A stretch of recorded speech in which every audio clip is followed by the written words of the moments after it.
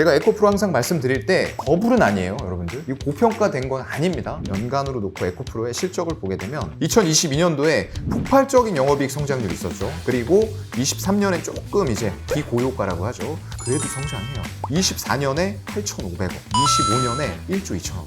그냥 여기 나와 있는 걸로 할게요. 28조 3천 그냥 400억으로 잡겠습니다. 나누기 1조 2천억 때리면 23.6배 나와요.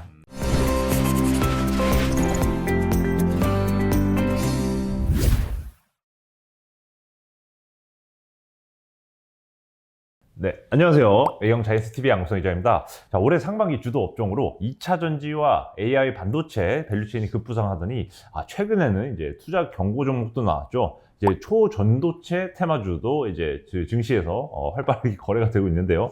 이 변동성 참 높아지고 있습니다. 이런 하반기 연말까지 이제 어떻게 주식 전략을 가져가야 될지 교보증권 사용관 차장님 모시고 말씀 나눠보겠습니다. 안녕하세요. 예, 안녕하세요. 예, 사장님, 예, 오랜만에 또 스튜디오로 모셔봤는데요. 네, 분기에 한 번씩 나오고 예, 있어요. 분기에 한 번씩 모시고 있는데, 자, 4월에 출연하신 다음에 맞아요. 올해 상반기 동안 증시가 되게 좋았습니다. 네, 그 뒤로 좋았죠. 특히 강조하셨던 성장 산업으로서의 2차전지 엄청 뜨거웠지 않습니까? 네. 그러다 보니까 이제 코스피가 오늘 2,600선까지 다시 또 재탈환하면서 왔다 갔다 하고 있는데요.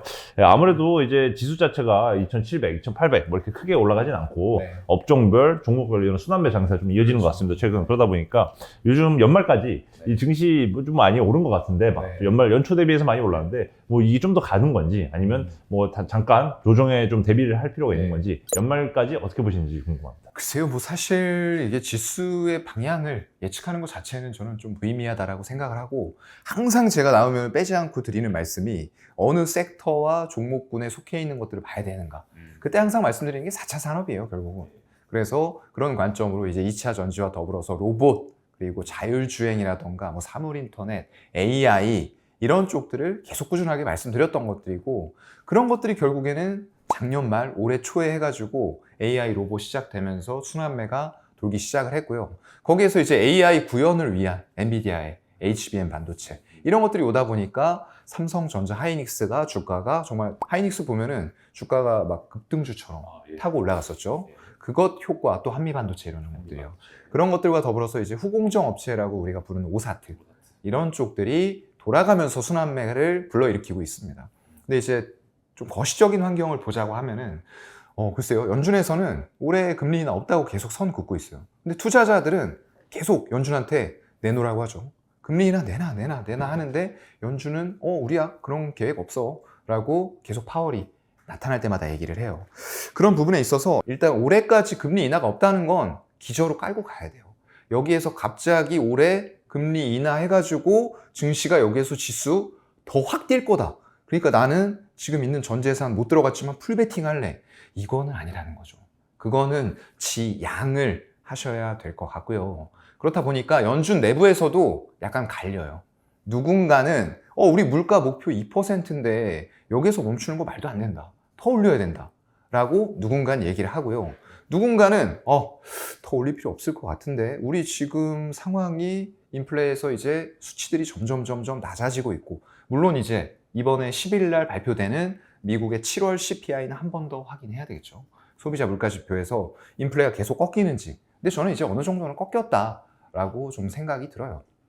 뭐 전쟁이나 이런 것들, 또 우크라이나하고 러시아하고 막판 공세 때문에 오늘 뭐 비료주, 곡물주 이런 거 반짝했는데 반짝이라는 거죠. 이게 대세에 영향을 미칠 수 있느냐? 없어요.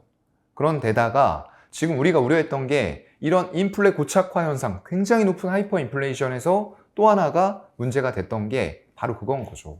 경기 침체. 이게 경기 침체 불러오는 거 아니냐. 근데 미국의 고용지표 나오는 거 보면 어마어마하게 좋습니다. 이번에도 숫자 자체는 감소했지만 임금 상승률이 지속이 되고 있어요. 그렇다 보니까 지금 인플레도 이제 거의 잡혀가는 것 같은데 우리 고용지표 계속 좋게 나와.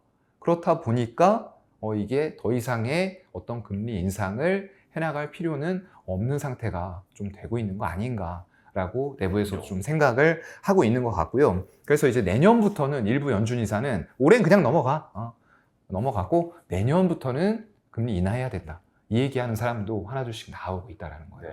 그래서 그게 된다라고 하면은 투자자들이 기대하고 있는 위험자산 쪽에서 안전자산으로 우리가 한번 유동성이 갔단 말이에요. 금리 인상하고 쪼이기 시작하면서요.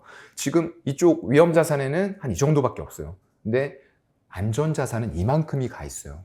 여기에서 일부가 다시 백무브 머니에서 위험 자산으로 들어오고 리스크온이 된다라고 했을 때는 지금과 같은 업종, 테마별 순환매 장세가 아니에요.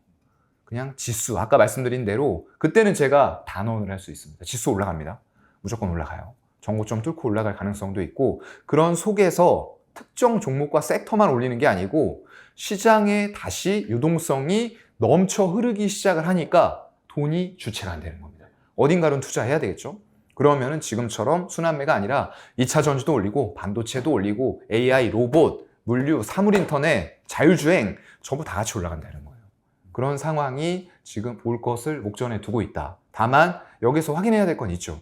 고용지표하고 물가지표, 인플레, 기대인플레 이런 것들이 과연 우리가 지금 기대하는 대로 그대로 꺾여가고 있는가. 금리 인상이 멈춘다고 하더라도 이런 인플레가 좀 지속이 된다라고 하면은 상당 기간 동안 이 인플레 고착화 현상에 의해서 고금리가 인하는 하지 않고 상당 기간 높게 유지가 된 상태로 그대로 갈 수도 있다는 거예요. 그러면은 일단 여기 아까 옮겨와야 된다라고 했었던 안전자산에 있는 것들 백머니 무브의 강도 자체가 세지가 않을 수도 있다는 거예요. 그래서 그런 것들을 우리가 남은 기간 동안 지켜봐야 될 것 같습니다. 결국 이제 고용과 물가 상황 지속적으로 모니터링 하면서 이제 내년 이후에 금리 인하 시그널을 기다리면은 다시 한번 시장 전체적으로 상승할 수 있는 타이밍이 온다 말씀 주셨는데요. 일단 연말까지는 고용과 물가 그래도 모니터링 계속 해야 된다. 이 정도로 일단 정리를 해보도록 하겠습니다. 그럼 본격적으로 좀 차트를 보려고 하는데 실제로 이제 교보증권 HTS 화면을 보시면서 이제 차트 보시면서 말씀드리려고 하는데 먼저 에코프로 한번 보시겠습니다. 예, 뭐 에코프로 150만 원을 장중에 이제 돌파를 했었죠. 그래서 올해 상승률만 본다고 하더라도 연간으로 지금 복 놓고 보면은 고점이 지금 이게 몇 퍼센트죠? 1394%.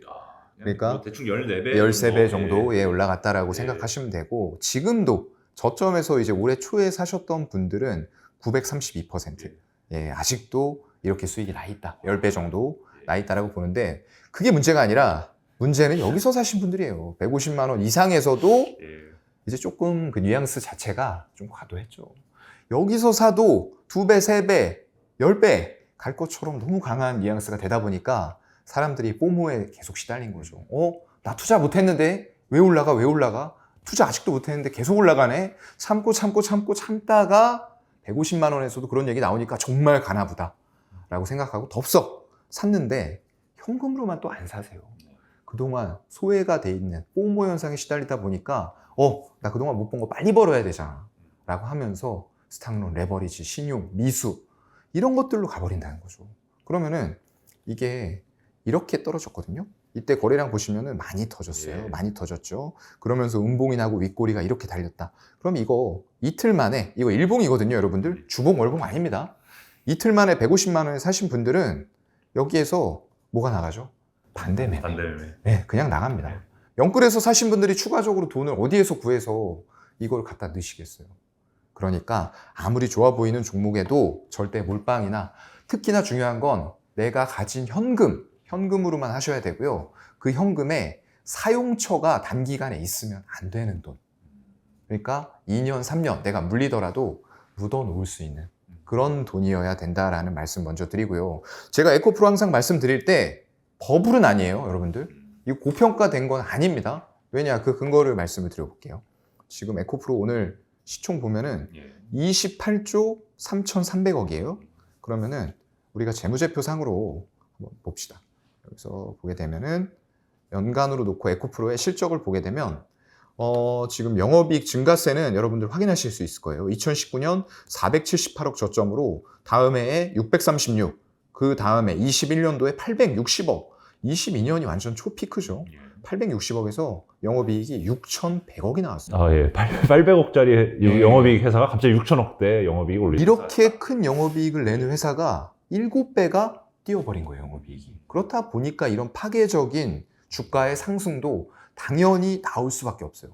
그냥 영업이익으로만 봤을 때 주가 7배 오르는 거 맞거든요. 근데 여기에서 뭐가 동반이 되죠? 실적만 올라가는 게 아니라 이렇게 상승 모멘텀을 가지고 정말 빅 트렌드가 돼서 올라갈 때는 밸류 자체가 달라져요. 그 두 개를 곱해서 주가가 올라가는 거거든요. 이 영업이익이 7배 올라갔는데 예를 들어서 밸류를 예전에 주던 밸류 더 이상 너 받을 필요 없어. 완전 성장하고 있는 산업이잖아. 그러면은 밸류를 2배 높입니다. 그러면 숫자가 7배 올라갔죠. 곱하기 밸류의 2배, 14배가 올라가도 되는 거예요. 네. 그리고 밸류가 3배를 높일 수 있다. 그럼 7 곱하기 3, 21배가 주가가 올라가도 되는 겁니다. 네. 그래서 항상 여러분들이 버블 평가하실 때, 숫자가 이만큼밖에 안 늘었는데 주가는 왜 이렇게 올라가? 그 생각을 하시면 안 된다는 거예요. 항상 밸류의 변화가 같이 오면서 10배거 그리고 50배, 100배 올라가는 주식들이 단순히 숫자가 50배, 100배 증가해서 그렇게 주가가 올라가나요? 아니에요. 얼마 전에 올랐던 루닉 같은 경우도 의료 AI도 마찬가지입니다. 그게 주가가 단기간에 왜 10배 올랐겠어요? 정말로 숫자가 10배가 올라서? 아닙니다. 이 트렌드, 사회 트렌드와 주가가 올라간 숫자와 부합이 된 거예요. 앞으로의 트렌드. 정말로 숫자는 이렇게 빨리빨리 증가되는 거 보이니까 그만큼 주가 올라가야 되는 거 맞고, 거기다가 이걸 의료 쪽에서 AI로 진단을 한다고? 라고 하면서 예전에 봤던 밸류 자체가 달라진 거예요. 그래서 숫자가 예를 들어서 3배가 올랐다. 그럼 거기다가 밸류를 3배에서 4배 상향을 시켜주면 10배, 12배 주가 올라가는 겁니다. 그 생각 꼭 하셔야 돼요, 여러분들. 내가 들어가고 투자하는 산업들, 투자를 해야 될 기업의 밸류가 어떻게 달라지는가가 주가의 곱하기가 된다라는 부분을 분명히 기억하셔야 되고요. 잠깐 딴 데서 했는데 에코프로 와서 돌아보겠습니다. 2022년도에 폭발적인 영업이익 성장률이 있었죠. 860에서 6132억으로 이거는 뭐 초를 한 10개 정도 붙여야 되는 서프라이즈예요. 그렇죠. 그리고 23년에 조금 이제 기저효과가 있기 때문에 기고효과라고 하죠. 너무 많이 올라왔기 때문에 한 번에 그래도 성장해요. 그래도 한 7,400억 정도 에코프로 나올 것 같고요. 24년에 8,500억, 25년에 1조 2천억이에요. 그러면 지금 23년 말이니까 1년 포워드로 잡으면 원래는 24년 거 대입하는 게 맞는데 이건 꾸준히 성장하는 산업이잖아요. 그리고 올해가 미국의 원년입니다, 전기차. 그런 거 생각해서 이게 또 환경적인 측면에서도 전구체라고 해서 양극재가 만들어지기 전 단계의 물질이에요. 그 수직 계열화가 잘 돼 있는 곳이 에코프로, 포스코 이런 쪽들이 잘 돼 있고 LNF 주가가 왜 못 갑니까? 테슬라랑 직접적으로 납품을 함에도 불구하고 수직 계열화가 안 돼 있어요. 그런 것들이 디밸류예요. 상향시키는 게 아니고 밸류를 깎는 요인이라는 겁니다. 그래서 숫자는 크게 나와도 그만큼 밸류를 곱하기 못 해주고 오히려 깎이다 보니까 주가가 못 움직이는 거예요.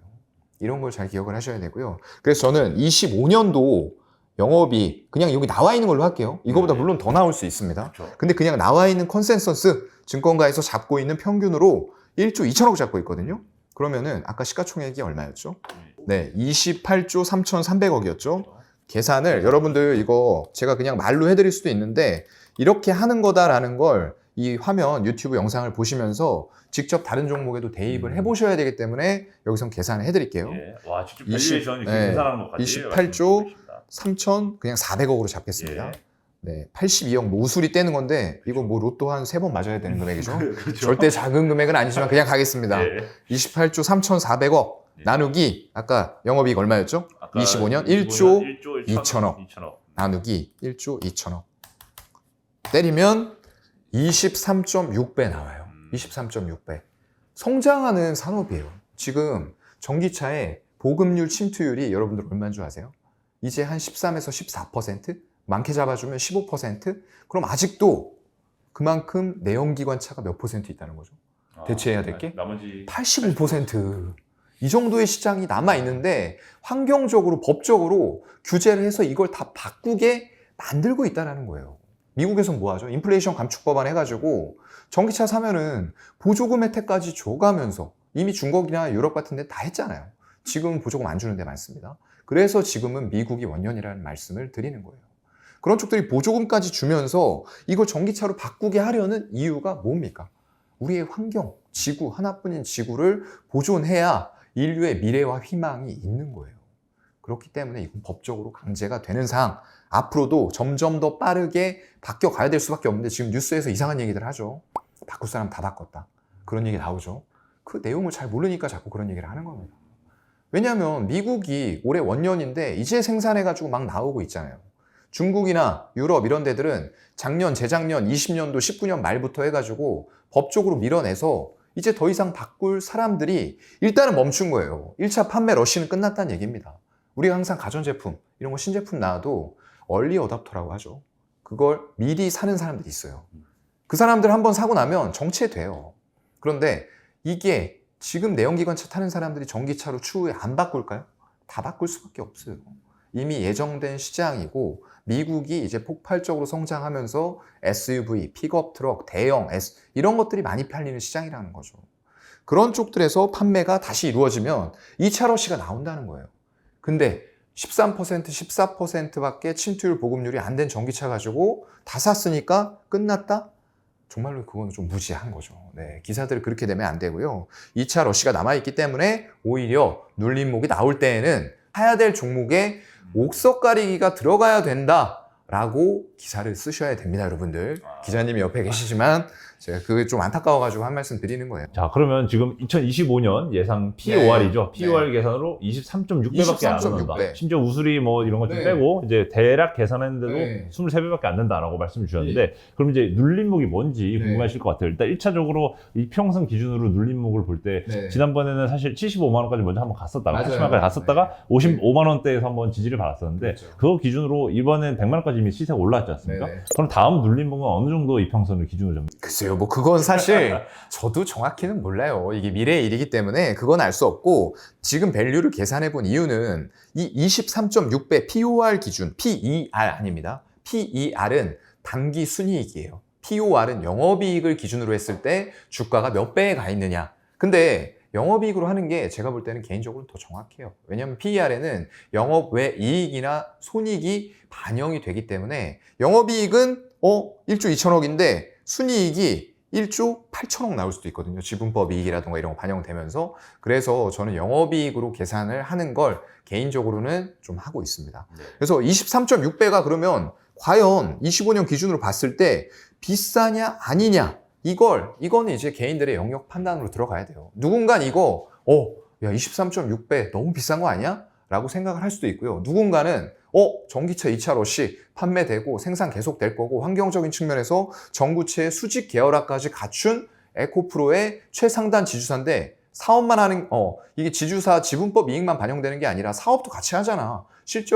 실질적으로 에코프로 BM보다 더 잘 나오고 영업이익률도 높잖아 라고 보시는 분들은 이걸 싸게 볼 수밖에 없다는 거예요.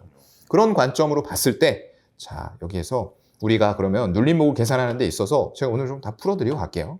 자, 아까 봤었던 이게 이제 종목 입체라는 화면인데 여기에서 재무제표도 볼 수 있고 여러 가지 사항들을 볼 수 있어요. 보시면은 뭐 주주 현황도 보실 수가 있고 시세 현황 이런 것도 보실 수 있는데 조금 내려보다 보면은 자, 여기에서 밴드 차트라는 게 나와요.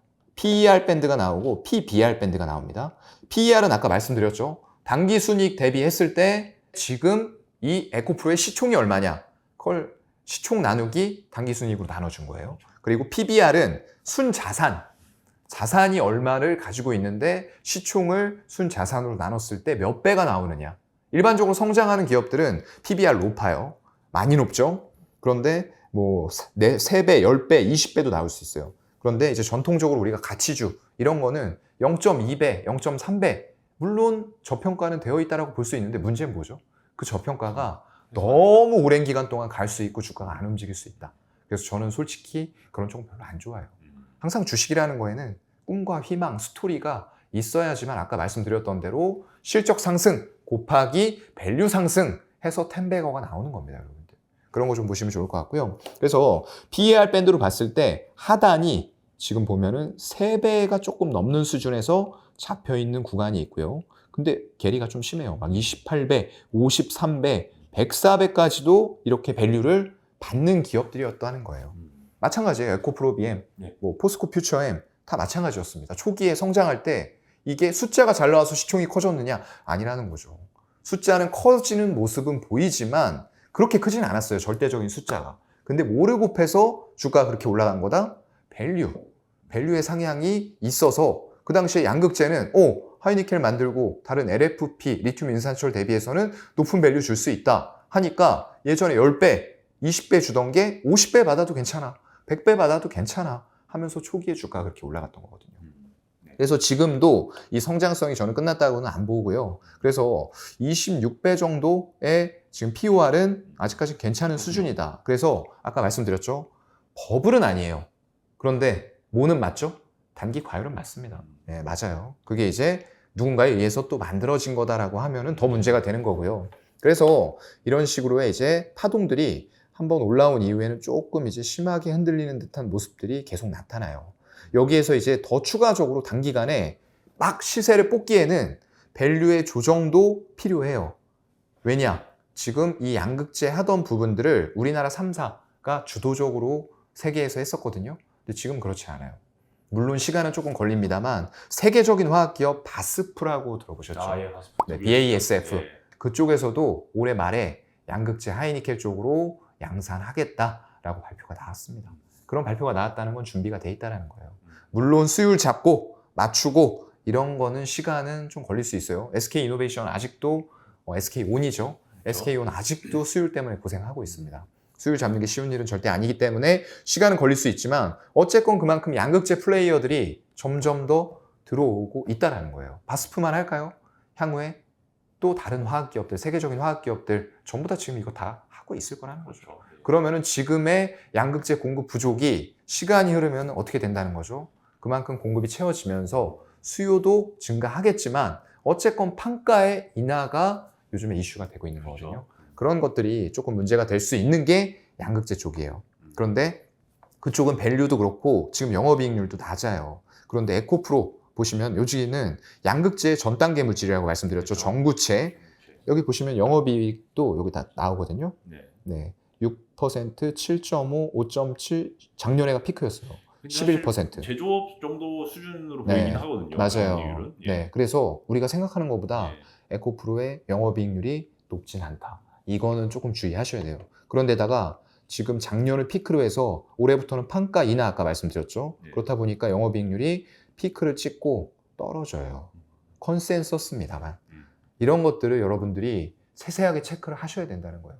영업이익률이 떨어진다는 거는 뭐죠? 영업이익 숫자 자체가 떨어질 수 있다.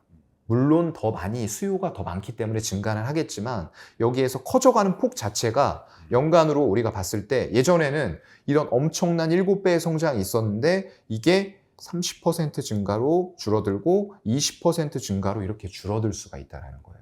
그럼 숫자 자체는 커지지만 밸류를 깎을 수 있는 요인이 생긴다는 겁니다. 그래서 그런 거 주의를 좀 하셔야 될 것 같고요. 눌림목으로 잠깐 이제 돌아와서 말씀을 드리면은 이거는 뭐 사실 다 개인이 그냥 설정하기 나름이라서 제가 어떻게 딱 여기다 라고 말씀 못 드려요.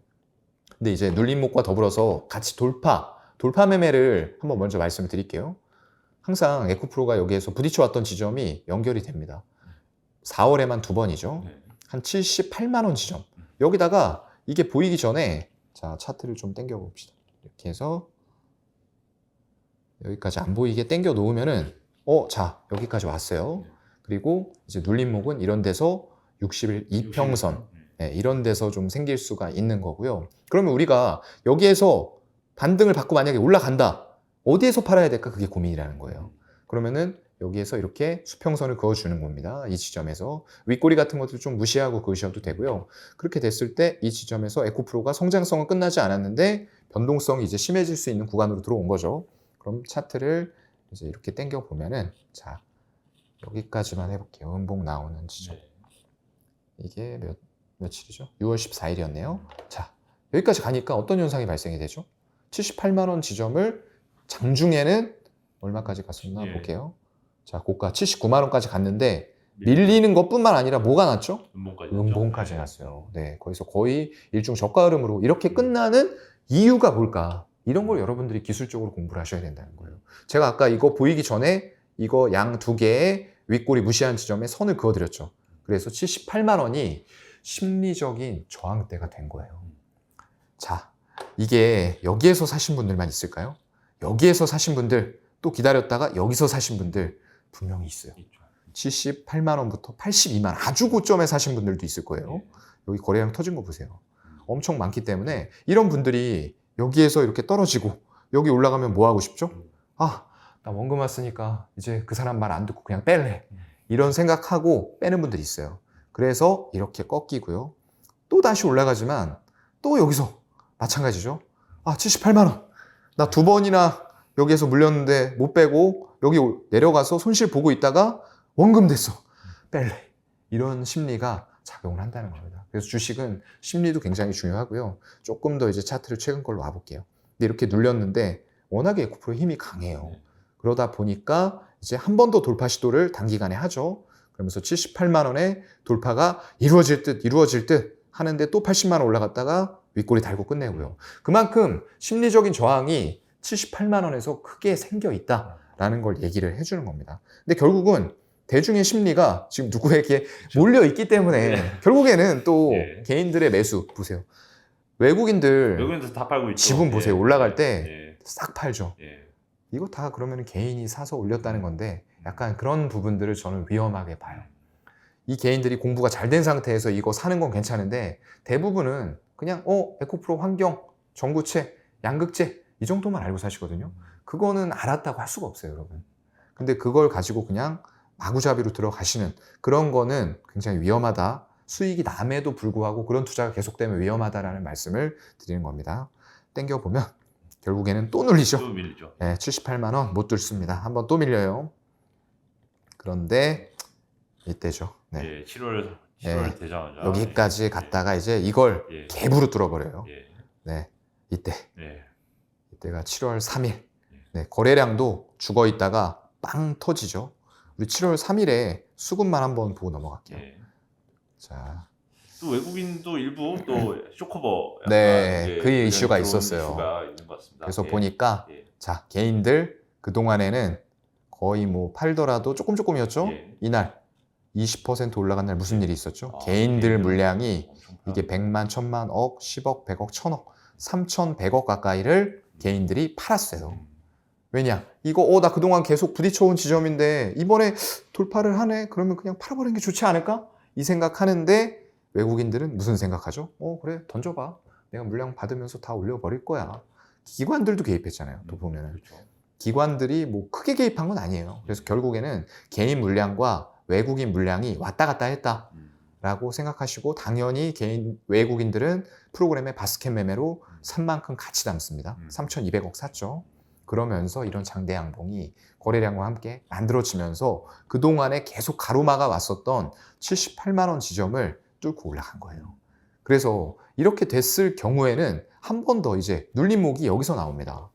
여기까지 올라갔는데 이렇게 떨어진다, 만약에 시세가. 그러면은 이 지점이 결국에는 또 눌림목이 되는 거예요. 왜냐하면 이게 돌파를 하기 전에는 저항, 그렇죠. 돌파를 하고 나면 이 지점이 뭐가 되죠? 지지사이. 지지가 되는 겁니다. 그래서 여기까지 이제 지지를 제가 말씀을 드리기 위해서 눌림목을 말씀드린 거고요. 지금은 이제 새로운 시세 보여줬다가 또 눌리는 과정이죠. 이런 과정에서는 방법은 딱히 있지는 않아요. 근데 수급 같은 것들 아까 말씀을 드렸죠. 최근에 이제 수급 보게 되면 에코프로가 또 이제 개인들 많이 붙어 있죠. 이때까지는 150만 원에서 뭐 130만 원 부근 갈 때까지는 개인들이 좀 팔았어요. 네. 그리고 외국인들 쇼커버도 들어오고 뭐 기관은 거의 손 놓고 있죠. 그런데 또 흐름이 바뀌었다는 거예요. 여기 들어와서부터는 7월 27일부터 100만 원 부근에서는 개인들이 물량을 다시 좀 사기 시작하고 외국인들이 던지는 이런 현상이 나타나고 있기 때문에 조금 더 눌린다라고 했을 때는 일단 21선은 망가졌어요. 예, 21선 네. 일단 그래서 한 지금 상황에서는 35일선 100만 원 정도 부근이 눌림목이 될 가능성이 있다. 이런 기술적인 부분들. 근데 여기에서 눌림목이 되려면 뭐가 들어와야 되죠? 아까처럼 똑같아요. 수급도 같이 확인하시면서 이게 외국인들이 다시 쇼커버가 됐건 뭐 아니면은 지분을 늘리는 거건 사기 시작하는지 그런 것들을 보면서 가셔야 된다라는 말씀을 이제 에코프로 눌림목으로 말씀드리겠습니다.